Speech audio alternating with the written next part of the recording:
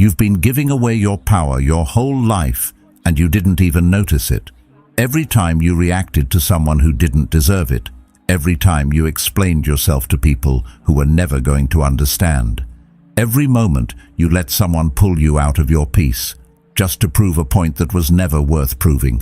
It didn't feel like weakness, it felt justified, it felt necessary. But slowly, quietly, it trained you to live at the mercy of other people. The Stoics understood something most people still miss. Marcus Aurelius reminded himself that the real battle is never out there, it's within. Not controlling what others say, not correcting every misunderstanding, but mastering the impulse to react at all. Because the moment you stop needing to respond, to defend, to explain, something shifts. You become harder to reach, harder to shake, harder to control, and that kind of presence doesn't ask for respect. It creates it, quietly, without effort, without noise. It's the kind of control that doesn't need to prove itself, because it's already there. You don't notice how much of your life is controlled by reaction until you slow down enough to actually see it. It starts small. Someone says something slightly off, nothing obvious, just enough to create friction, and suddenly your mind isn't yours anymore. It starts replaying the moment over and over. You analyze tone, you question intent, you build responses you wish you had said, you refine them, you rehearse them, and while all of this is happening, you're gone. You're not present anymore. You're trapped in something that already ended. That's the cost most people never calculate. Reaction doesn't just affect the moment, it steals your awareness, and once your awareness is gone, control follows. This is where the shift begins, even if you don't realize it yet. Because control was never about dominating situations or proving points. It was about holding your internal state. The moment your emotions are shaped by someone else's words, something changes. You may still look composed on the outside, but internally you've already adjusted yourself to them. And the strange part is, it feels justified. It feels like you're doing the right thing, like you're standing your ground, but in reality, you're reacting on terms you didn't choose. You're stepping into a dynamic that was set for you, not by you. And every time that happens, even in small ways, you reinforce a pattern. A pattern where your peace is something that can be interrupted at any moment. Over time, that pattern becomes invisible. You stop questioning it. You start assuming this is just how life works. People say things, you respond. People challenge you, you explain. People misunderstand you, you clarify. And without noticing it, you've built a system where your energy is constantly being pulled outward.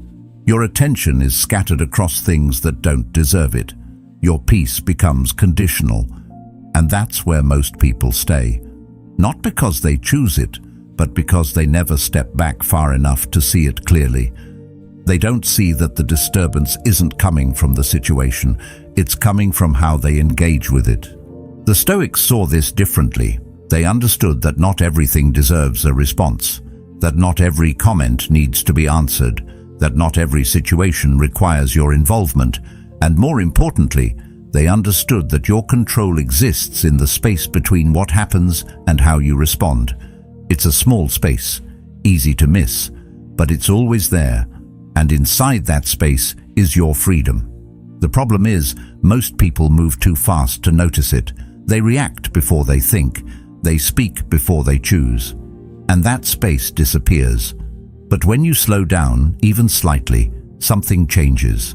You start to see the impulse before the action. You feel the reaction forming before it takes over. And in that moment, you have a choice. That choice is where everything begins to shift. You don't have to react. You don't have to explain. You don't have to engage with everything that comes your way. And when you start exercising that choice, even in small ways, you begin to take something back. Your attention becomes more focused. Your energy becomes more stable. You're no longer pulled into every situation. You're deciding which ones deserve you. And that selectiveness changes how you move. You're not avoiding life. You're refining how you participate in it. At the same time, your perspective starts to evolve. You begin to see that most of what people say or do isn't really about you. It's shaped by their own experiences, their own limitations, their own way of seeing the world. And once you understand that, the need to take everything personally starts to fade. You don't feel the same pressure to respond. You don't feel the same urgency to correct or defend. You start to realize that not being understood by everyone isn't a problem. It's normal. And chasing that understanding often costs more than it gives. There's also a shift in how you use your silence. Before, silence may have felt like weakness, like something you fell into when you didn't know what to say. But now it becomes intentional. You choose it. And when you choose silence in moments where reaction is expected, it creates something most people aren't comfortable with: uncertainty. There's no feedback, no emotional signal, no clear reaction, and that absence changes the dynamic. Because now, instead of you thinking about them, they're left thinking about you. Not because you're trying to control them, but because you didn't give them what they expected. But this doesn't mean withdrawing from everything or becoming distant. That's where most people misunderstand the idea. You're still present, still aware, still engaged, but you're selective. You don't give your attention freely. You don't respond automatically. You choose when to speak, when to step in, and when to step back. And that selectiveness creates value, because what is always available is rarely appreciated. But what is controlled, measured, and intentional carries weight.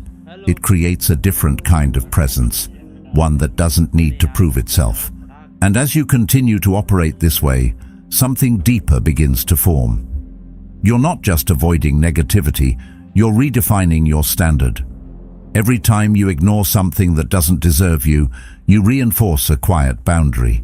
You remind yourself that not everything is worth your energy. And over time, that standard becomes part of how you move. You don't have to think about it. You feel it. You recognize what aligns with you and what doesn't, and you act accordingly, without hesitation, without explanation. That's where discipline comes in, because your mind will still try to pull you back into old patterns. It will still push you to react, to defend, to prove. But now, you notice it. You see the trigger before it takes over. You understand where it's coming from, and instead of following it, you observe it. That awareness weakens its control. It creates distance between you and the reaction. And in that distance, you regain stability, not by suppressing emotion, but by not being ruled by it.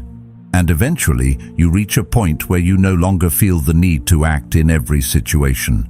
Not everything requires your response. Not every comment deserves your attention. Not every conflict needs your involvement. And in that restraint, something powerful happens. You conserve energy. While others are busy reacting, explaining, and exhausting themselves, you're building, you're focusing, you're moving forward without interruption. That's the quiet advantage. No noise, no distraction, just control. If this way of thinking resonates with you, don't let it pass like everything else. Stay with it. Build on it. And if you're serious about moving this way, consider subscribing. Not as a routine, but as a decision. A commitment to think more clearly, to react less impulsively, and to live with more control than you did yesterday. That shift is subtle, but it changes everything. Because now you're no longer just communicating, you're seeking validation. You're trying to correct someone else's perception of you, hoping that if they see you clearly, they'll respond differently. And in doing that, you've placed your sense of clarity in their hands. You've made their understanding a condition for your peace. That's where the imbalance begins. Because the truth is, people don't misunderstand you in a neutral way. They interpret you through their own lens, shaped by their experiences, their beliefs, their insecurities, and their expectations. What they see isn't just you. It's you filtered through everything they already are. And that means something important. No amount of explanation guarantees alignment. You can choose your words carefully. You can clarify your intentions. You can repeat yourself in 10 different ways. And still, They may not see what you're trying to show them, not because you failed to explain, but because their perspective isn't built to receive it. This is where most people get stuck. They assume that more effort will fix the gap, that if they just say it better, more clearly, more patiently, eventually it will click. But often it doesn't. And the more they try, the more energy they lose. Over time, this becomes exhausting, not in a dramatic way, but in a slow, draining way that wears you down without you noticing. You start anticipating misunderstandings before they even happen. You rehearse explanations in your head. You overthink your words, your tone, your timing. And instead of speaking freely, you start speaking defensively, not because you're being attacked, but because you're trying to prevent being misunderstood. That's how deeply this pattern can settle in. It reshapes not just how you communicate, but how you think. There's also a hidden consequence that's easy to overlook. The more you explain yourself unnecessarily, the more you teach people that you need to. You create an expectation that your actions, your decisions, your thoughts all require justification. And once that expectation is established, it becomes difficult to step away from it. Because now, silence feels like avoidance. It feels like something is missing. But in reality, silence is often the clearest boundary you can set. It says that not everything needs to be explained, and not everyone is entitled to your reasoning. This is where a different perspective begins to take shape. Instead of trying to control how others see you, you start focusing on how you see yourself. You begin to understand that clarity doesn't come from external agreement. It comes from internal alignment. When you know what you meant, when you understand your intentions, when you're grounded in your own reasoning, the need to explain starts to fade. Not because you don't care, but because you're no longer dependent on someone else's interpretation to feel stable. There's a line from Epictetus that captures this shift perfectly. It's not what happens to you, but how you react to it that matters. And when it comes to being misunderstood, the reaction most people default to is explanation. But what if the more controlled response is restraint? What if the strength lies not in saying more, but in knowing when enough has already been said? That's where the balance begins to return. You're no longer chasing understanding. You're choosing when it's worth pursuing. This doesn't mean you stop communicating or that you become distant. It means your communication becomes intentional. You explain when it adds value, when it clarifies something that genuinely matters, when the other person is actually open to understanding. But you stop explaining as a reflex. You stop doing it out of discomfort, out of fear of being seen the wrong way, out of the need to correct every misinterpretation. And in that shift, something important happens. You reclaim your energy. There's also a deeper layer to this. When you stop over-explaining, you begin to see how often people project their own assumptions onto you. You notice how quickly conclusions are formed, how easily intentions are assigned, how little effort is sometimes made to actually understand. And instead of trying to correct every one of those projections, you allow them to exist without engaging with them. Not because they're accurate, but because they're not yours to manage. That realization creates space. Space to think clearly, to act deliberately, to move without constantly adjusting yourself to fit someone else's perspective. It removes a layer of pressure that most people carry without realizing it's there. And once that pressure is gone, your interactions start to feel different, lighter, more direct, less complicated. At the same time, your sense of identity becomes more stable. It's no longer shaped by how well others understand you. It's anchored in how well you understand yourself. That stability makes you less reactive, less defensive, less inclined to overcorrect. You don't feel the same urgency to be seen a certain way because you're not relying on that perception to define you. And this is where the connection to control becomes clear again. Just like with reaction, explanation can quietly shift control away from you. Not in an obvious way, but in a subtle, ongoing exchange where your energy is constantly directed outward, trying to manage how you're perceived. When you step out of that pattern, when you stop explaining by default, you bring that energy back inward.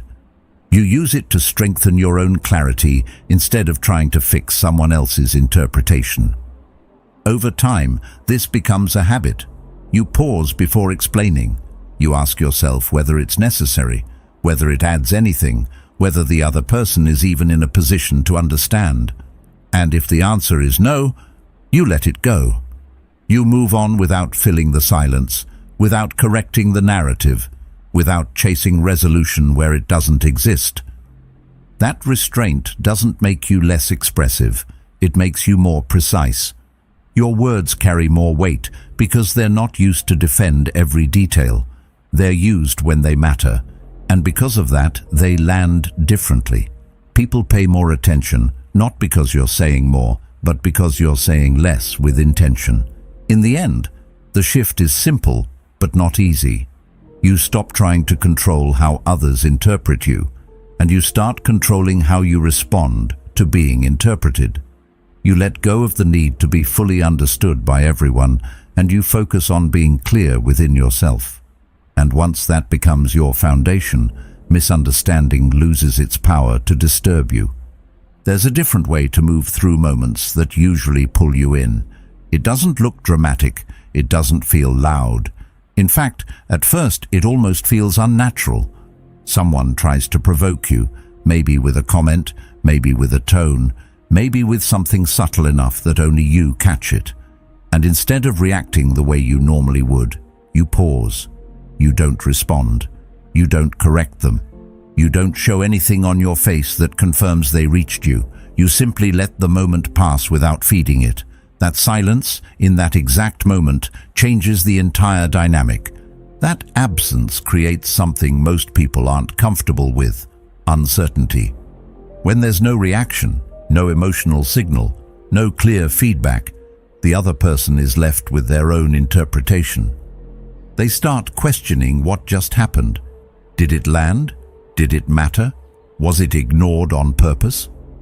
That lack of clarity becomes a space their mind tries to fill, and the more they think about it, the more their attention turns inward, away from you and toward their own assumptions.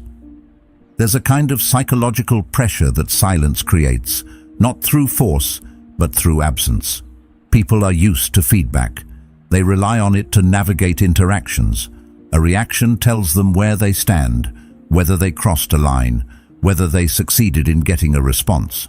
Without that feedback, they lose their reference point, and in that uncertainty, their confidence in the interaction starts to weaken. They're no longer in control of how the moment unfolds. What makes this even more effective is that it requires no effort beyond restraint. You're not trying to outsmart anyone. You're not crafting the perfect response. You're simply choosing not to participate in something that doesn't deserve your energy. And that choice, repeated consistently, builds a different kind of presence. One that isn't easily pulled into unnecessary exchanges. One that doesn't react on impulse. One that remains steady, even when tested. There's also something important happening internally when you practice this kind of silence. You're strengthening your ability to sit with discomfort without acting on it, because the urge to respond doesn't disappear immediately. It's still there, pushing you to say something, to correct, to engage.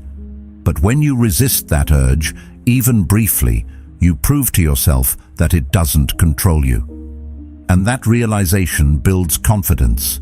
Not the loud kind, but the quiet kind that doesn't need to be displayed. Over time, this changes how you experience interactions. Situations that once felt tense or draining start to feel neutral.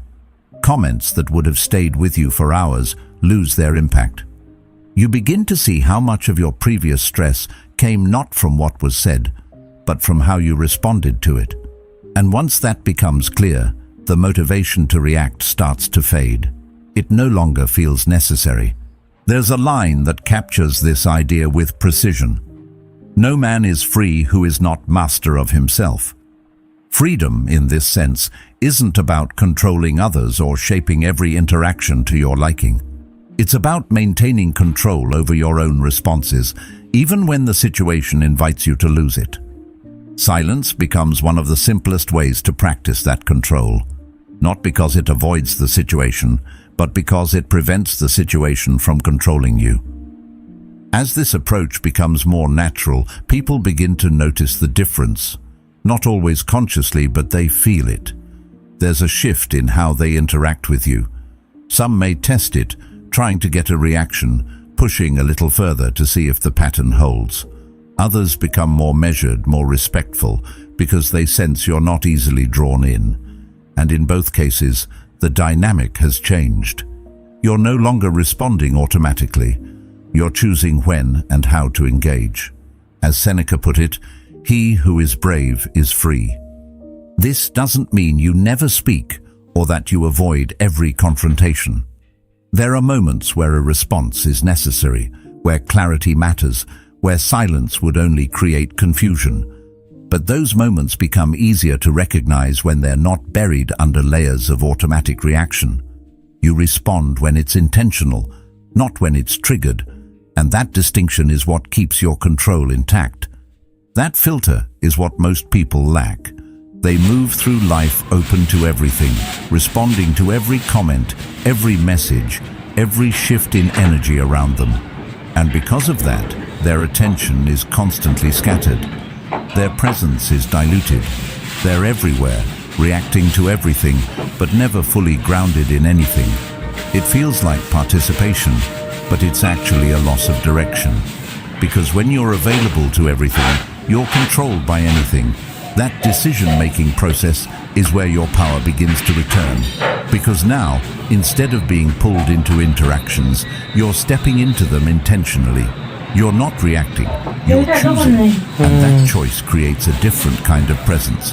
One that isn't easily predictable, one that isn't constantly available, one that carries weight because it's not overused. There's a noticeable difference between someone who is always accessible and someone who is selectively present. The first becomes expected. Their responses are assumed. Their time is taken for granted. The second creates a sense of value, not through force, but through scarcity. When your presence is not guaranteed, it becomes something people pay attention to. Not because you demand it, but because you've set a standard without saying a word. This is where most people hesitate. They worry that stepping back will be seen as disinterest or disrespect. That if they don't respond quickly or engage consistently, they'll lose connection. But what often happens is the opposite. When you stop overextending yourself, when you stop being constantly available, your interactions become more meaningful. You're no longer engaging out of habit or obligation. You're engaging because it matters. That shift also changes how you experience your own time. Without the constant pull to respond, to engage, to be present everywhere, you create space. Space to think, to focus, to move at your own pace. And in that space, your actions become more deliberate. You're not rushing from one interaction to the next. You're choosing where to invest yourself. There's a line that reflects this idea with clarity. It is not that we have a short time to live, but that we waste a lot of it. When your attention is spread across too many things, when your energy is given freely without consideration, it doesn't just affect your interactions, it affects your entire sense of time. It feels like there's never enough of it, not because it's limited, but because it's being used without intention. As you become more selective, that sense of time begins to shift. You're no longer reacting to every demand placed on you. You're deciding which demands are worth your response. And that decision creates boundaries, not rigid ones, but clear ones. Boundaries that protect your focus, your energy, your ability to stay grounded in what matters. This refinement doesn't make you less connected. It makes your connections more intentional. You're not spreading yourself thin across every interaction. You're investing fully in the ones that align with you. And because of that, those interactions carry more depth. They're present. There's also an internal shift that happens alongside this. As you become more selective externally, you become more stable internally.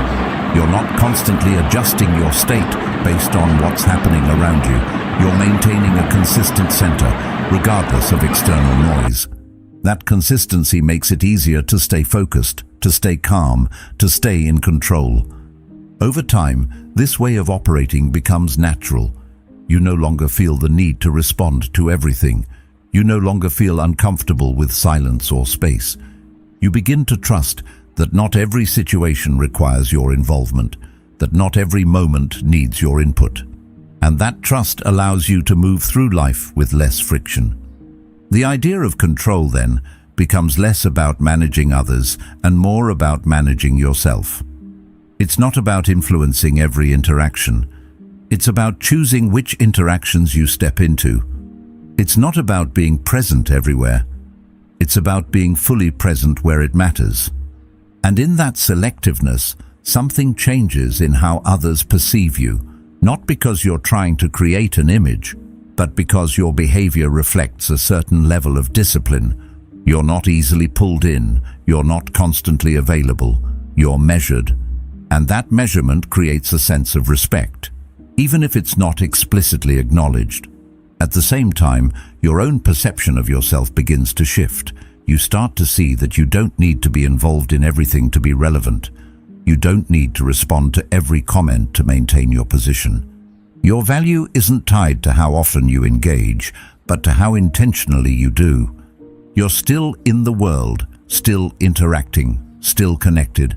But now there's a structure behind it, a sense that your presence is directed, not scattered, that your responses are chosen, not triggered. And that difference, while subtle, reshapes everything around you. And that decision has consequences, not in a negative sense, but in a natural one. When you raise your internal standard, your external environment begins to adjust. Some people will notice the change immediately. They'll feel the difference in how you respond or don't respond. They'll realize that certain behaviors no longer get the same reaction from you. And without that reaction, those behaviors lose their effect. They either adapt or they fade out. This is where your internal standard begins to shape your external reality. You don't need to push people away. You don't need to explain your boundaries. You don't need to justify your choices. Your behavior does that for you. The consistency of your actions communicates more clearly than any explanation could. It shows what you accept, what you ignore, what you invest in, and people respond to that, whether consciously or not. There's also a sense of clarity that comes with this shift. When you stop engaging with what's beneath your standard, your focus sharpens. You're no longer distracted by things that don't matter.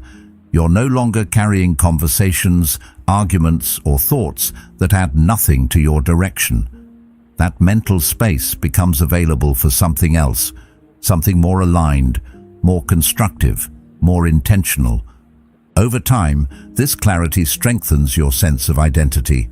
You're not constantly adjusting based on external input. You're operating from a consistent internal position. That consistency makes your decisions easier. It removes the hesitation, the overthinking, the second-guessing. You know what aligns with you and what doesn't, and that knowledge reduces friction in your daily life. There's a line that reflects this idea in a simple but direct way. Associate with people who are likely to improve you. It's not just about choosing who you spend time with. It's about choosing what you allow into your space in general. Conversations, environments, interactions, even thoughts. When you filter these through a higher standard, your entire experience begins to shift. At the same time, you begin to notice how much of your previous engagement was unnecessary. Situations that once felt important start to look trivial. Reactions that once felt justified start to feel excessive. And that awareness reinforces your decision to operate differently. It's not about avoiding life. It's about engaging with it more deliberately. There's also a quiet confidence that develops from this approach. Not the kind that needs to be displayed or validated, but the kind that comes from knowing you're not easily pulled into things that don't serve you. You trust your ability to choose. You trust your ability to step back. You trust your ability to maintain your level, regardless of what's happening around you. At the same time, your relationships become more aligned. You're no longer maintaining connections out of habit or obligation. You're engaging with people and situations that match your standard. And because of that, those connections carry more value. They're not based on constant interaction, but on meaningful interaction. The process isn't instant. It requires consistency. It requires awareness. It requires the willingness to let go of patterns that once felt normal. But each time you choose not to engage with something beneath you, you reinforce that shift. You strengthen that standard. You make it clearer, both to yourself and to others. At that point, ignoring what doesn't deserve you is no longer a strategy. It's a reflection of who you've become. None of this is easy. It sounds simple when you hear it, almost obvious, but the moment you try to apply it, you feel the resistance immediately. Because your mind is not naturally built for stillness in the face of pressure. It's built to react, to defend, to justify, to prove. That impulse has been reinforced over years through habits, experiences, and expectations. So when you decide to move differently, you're not just changing your behavior, you're going against a pattern that has been running automatically for a long time. This is where most people stop. They feel the reaction, they justify it, and they act on it. But the Stoics approached this differently. They didn't just observe their reactions, they examined them. They looked at what triggered them, what caused the emotional shift, what underlying belief or expectation was being challenged. Not to excuse the reaction, but to understand it. Because understanding changes how something affects you. When you start asking yourself why something bothers you, the answer is rarely as simple as it first appears. It might seem like the issue is what someone said or did, but often it's connected to something else. A need to be respected, a desire to be understood, an expectation that wasn't met. And once you see that, the situation starts to lose some of its intensity. Because now it's not just about what happened, it's about how you're interpreting it. This is where discipline and awareness begin to work together. You notice the trigger. You feel the reaction starting to build, but instead of moving with it immediately, you step back, even slightly. You question it, not in a complicated way, but in a direct one. Why does this matter to me right now? What is this actually affecting? And in that moment of reflection, something shifts. The reaction loses its urgency. Over time, this process becomes more natural. You don't have to force yourself to pause. It happens automatically. You begin to recognize patterns in your own behavior. You see which situations tend to trigger you, which types of comments affect you more than others, which environments pull you into reaction. And with that awareness, those triggers start to weaken. Not because they disappear, but because you understand them. Understanding removes a lot of their power. When something is unclear, it feels overwhelming. When it's understood, it becomes manageable.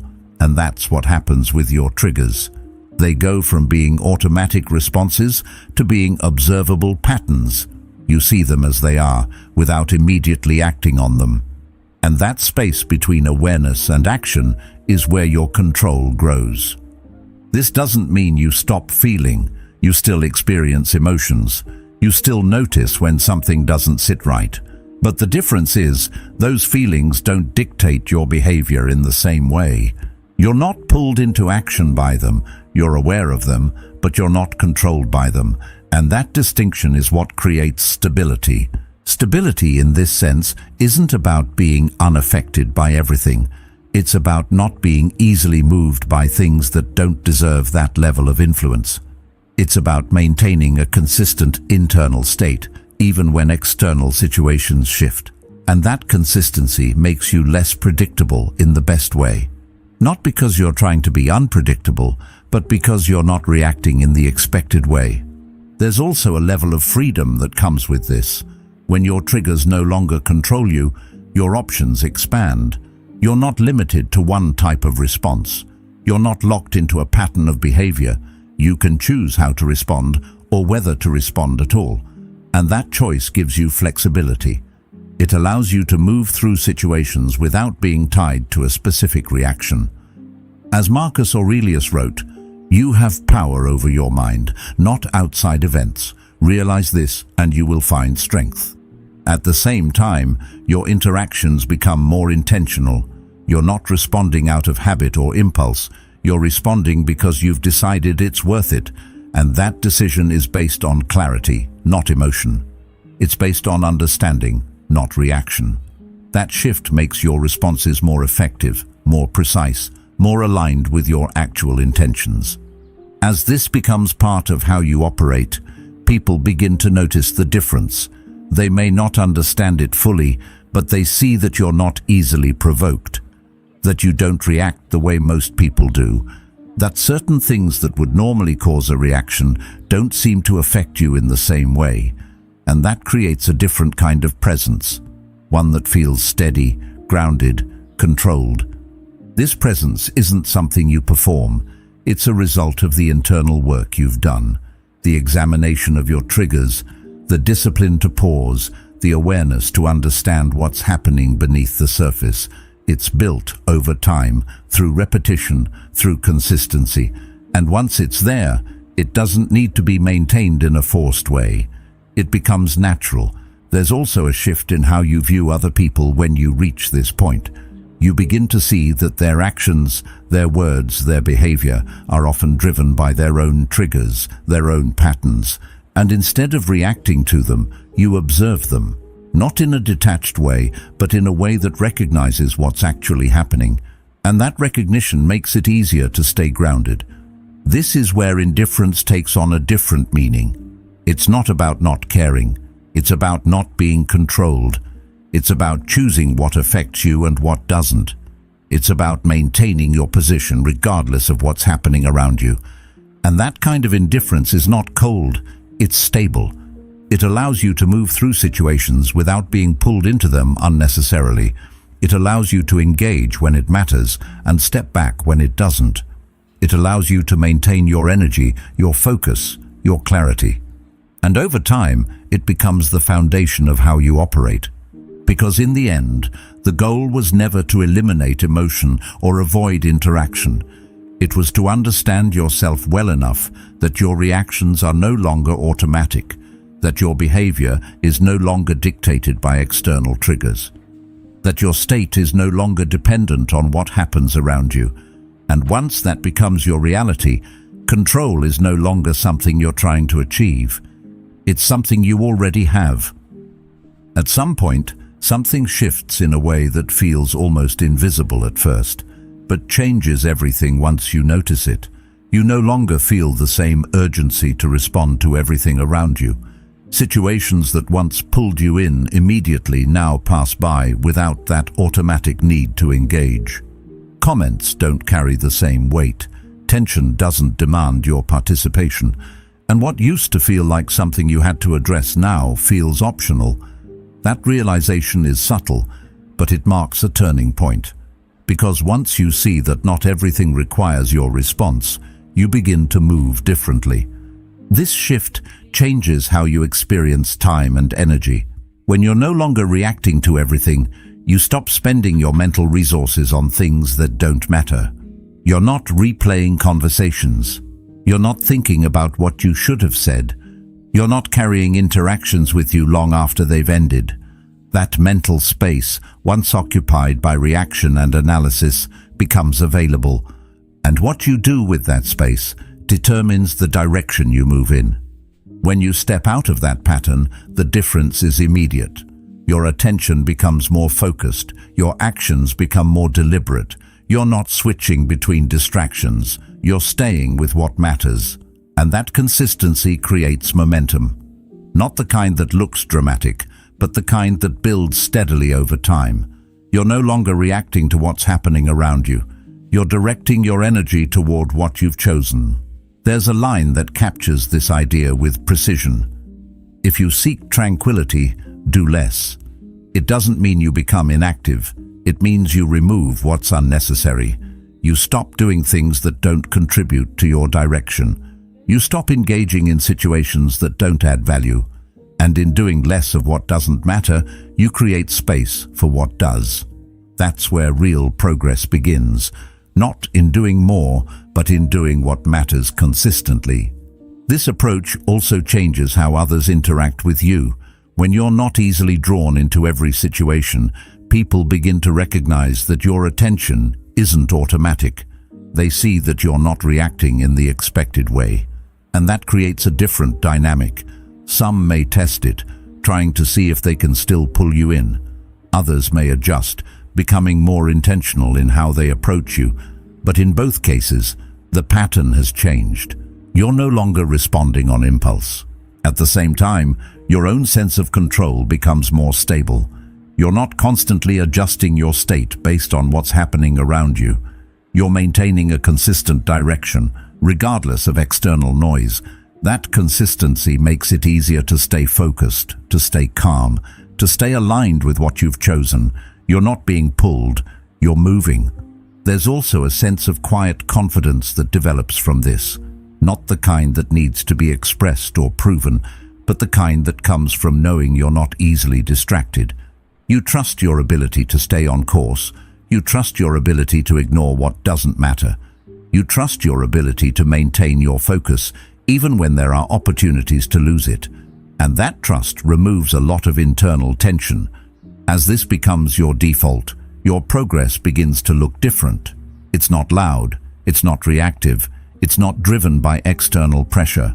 It's steady, controlled, and consistent. You're building without interruption. You're moving forward without being pulled sideways. And that kind of movement, over time, creates results that are difficult to replicate through constant reaction. There's also a shift in how you view conflict. You begin to see that not every disagreement needs to be resolved. Not every comment needs to be addressed. Not every situation needs your involvement. And by stepping back from unnecessary conflict, you conserve energy that can be used elsewhere. You're not avoiding conflict. You're choosing which ones are worth your time. This selectiveness reinforces everything that has been building. You're not reacting, you're not explaining, and you're not engaging with what doesn't align with you. And in that restraint, you create a kind of efficiency. Your actions are no longer scattered, they're directed. Your energy is no longer divided, it's focused, and that focus becomes your advantage. Over time, this advantage compounds. While others are caught in cycles of reaction, explanation, and distraction, you're moving forward without those interruptions. You're not spending energy on things that don't contribute to your direction. You're not losing time to situations that don't matter. You're not carrying unnecessary weight. And because of that, your progress is cleaner, more consistent, more sustainable. This doesn't mean your life becomes empty or quiet in a negative way. It becomes clear. There's less noise, less distraction, less unnecessary involvement. And in that clarity, you're able to see what actually matters. You're able to focus on it without interruption. You're able to build without being pulled away. At the same time, your presence becomes more grounded. You're not reacting to every shift in your environment. You're not adjusting your behavior based on every external input. You're stable. And that stability is what allows everything else to function more effectively. Your decisions are clearer. Your actions are more intentional. Your direction is more defined. Eventually, this way of operating becomes natural. You don't have to think about whether something deserves your attention. You know. You don't have to force yourself to ignore distractions. You simply don't engage with them. You don't have to remind yourself to stay focused. You already are. And that natural alignment is what makes the difference sustainable. Because in the end, the goal was never to control everything around you. It was to control how you move within it. And when you reach the point where not everything requires your response, where not everything deserves your attention, where not every situation needs your involvement, you've achieved something that most people spend their lives chasing without realizing it. You've created a way of operating that allows you to move forward without being constantly pulled back. At the end of all this, it comes down to something simple, but not easy. Your peace is not something to negotiate. It's something to protect. The moment you stop reacting, stop explaining, and stop giving your energy to what doesn't deserve it, you take your life back in a way most people never do. If this message stayed with you, don't let it fade here. There's another video on your screen right now that will help you go even deeper into mastering this mindset. Watch it and keep building that control. And truly, thank you for being a part of Stoic Journal.